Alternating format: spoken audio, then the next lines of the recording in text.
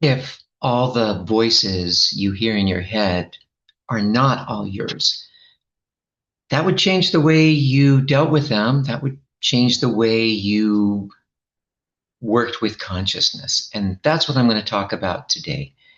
Um, my name is Sarna Mark Greenberg. I'm a spiritual healer in Mount Shasta. I have a lot of experience working with energy, with chakras, with thousands of clients.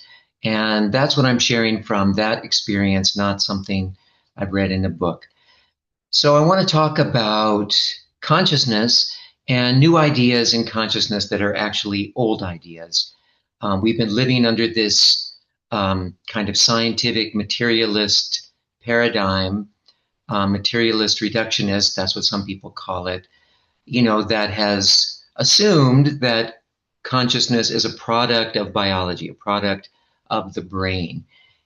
Although after all these years, 60 years of tests and better equipment, um, they've been having a difficult time proving that, right? And so now other theories of consciousness are coming forward from reputable scientists, both in physics and in neuroscience.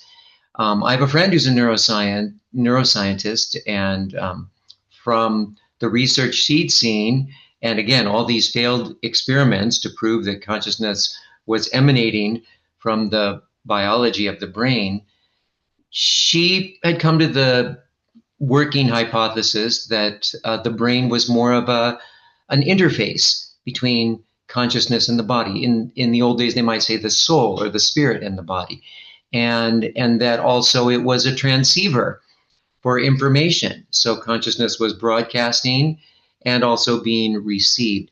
Now that's a very different way to work with consciousness.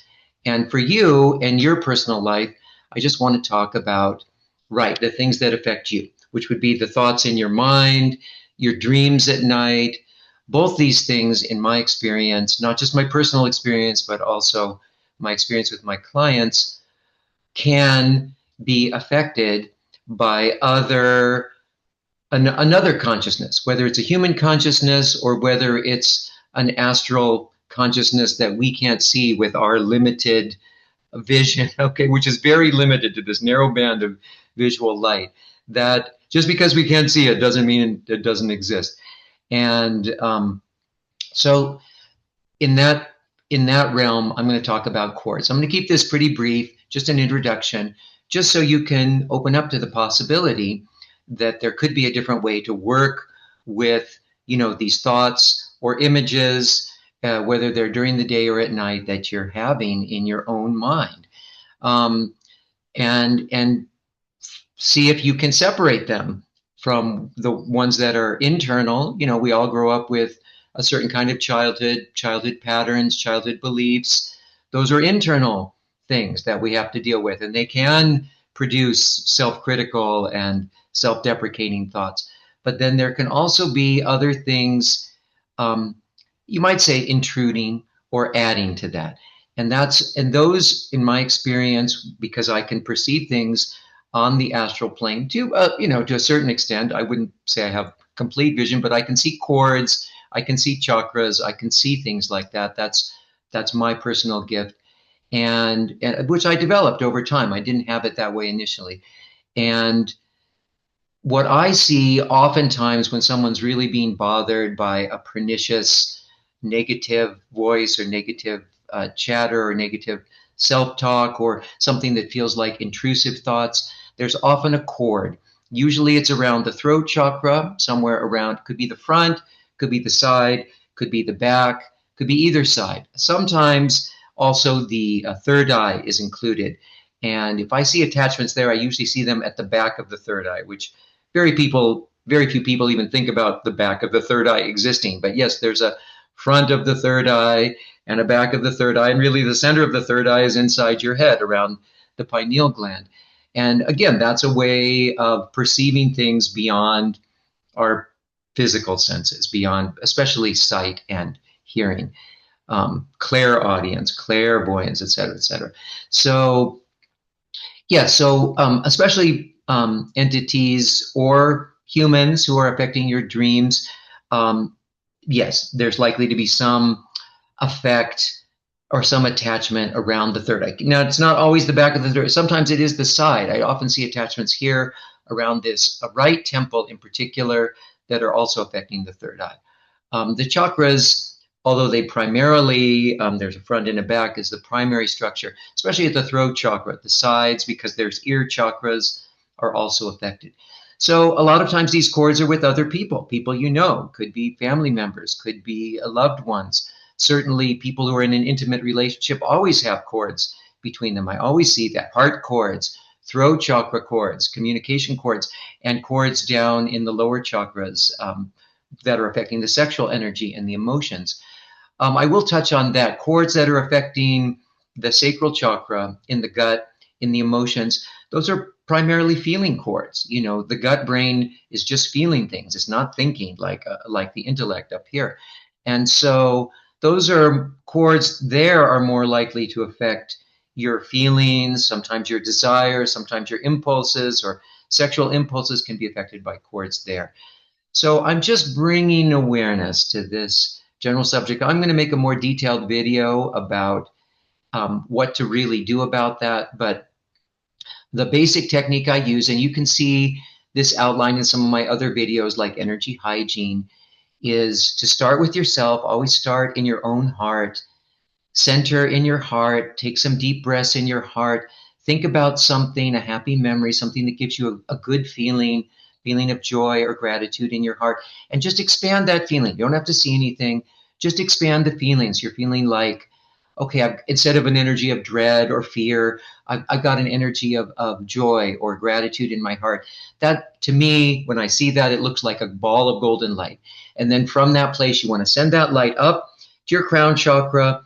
Usually you have to let that light swirl around at the crown chakra a little bit to create an opening. And then you can connect through the crown chakra right up to the sun. There are other ways you can connect with the divine light or the divine presence, but the sun is just a very obvious way, an easy way to connect. We all know what the sun is. We know what it looks like. We know what it feels like. It's an obvious radiant source of light, physically radiant, but it also has a spiritual component or a consciousness that you can connect to. And that's what I'm recommending you connect to. Through your crown to the sun. The sun is a being. It is a living being, a conscious living being, just like you or me. And it's one that I know I can trust. So when you connect to the sun, when you successfully send this beam of light up through your crown right to the sun, you'll feel a response. The sun, just like a friend, if you sent your love to a friend, the sun will respond. It will send its love back down, and you feel something. You feel a little tingling or warmth at your crown, and then you can work with that. You can start opening it using your breath. Open with the inhale and send it out on the exhale. You can start sending it out through the third eye just to get it open. When it feels relatively open, then you can look or feel really in other areas. You can bring it down into your throat chakra. You can come out the front of the throat chakra. You can come out the back of the throat chakra. You can come out the right and the left side. If you're getting interference or you're having bad dreams, I recommend especially checking the back of the throat chakra and the sides of the throat chakra, and even up into the base of the skull. And what you want to, in a feeling way, again, you don't have to see anything. In a feeling way, here you are, you're connecting with this luminous column of light, like golden light, just like the sun, and it's pouring in. And if you're directing it, bringing it in on the inhale to your throat chakra, and then, for example, you bring it out the back of the throat chakra, and you feel like it's not just flowing right through. You're meeting with some resistance. Well, that's typically a sign that there's an obstruction there. It's either a cord that's obstructing, or it's your own, fear that is blocking it up. Either way, you want to move that through. So if you feel some sense of resistance or obstruction, you just keep directing the light. Now you're not working with just your own energy. You've got this infinite supply of divine light coming from the sun to assist you. You bring that into the throat chakra and out, let's just say the back. We're working with the back to clear whatever is obstructing. Maybe you run into that cord at the side or the back right side. That's a common place I run into them. Wherever you feel the resistance, that's where you want to keep bringing light through until it's released. And then you should notice a difference. You should feel some sense of relief. There's always a confirmation, a sensation, a feeling, a somatic feeling that confirms that you're actually doing this work. and something is really happening. You'll feel some sense of relief. You might feel like some of the chatter in your mind quiets down, or at least a particular voice quiets down if it wasn't actually your own voice, your own thoughts. And so that's a beginning to this practice. I'm going to make another video and elaborate on it more, but I want to share that introduction just to open your mind to the possibility that consciousness is bigger than you thought and more primary than you thought, and that your consciousness, your brain, your mind is interacting with various other beings, whether they're human beings or, astral beings that we can't see. Some of those are benevolent, some of them are trying to help you, but some of them aren't. Some of them are just trying to feed on your energy. And so you want to clear those out of your field, just like you'd want to clear a parasite out of your field if you got a parasite, very similar. Okay, that's my introduction to cord clearing. And again, I will follow this up with another video. Thank you for watching. Bye-bye.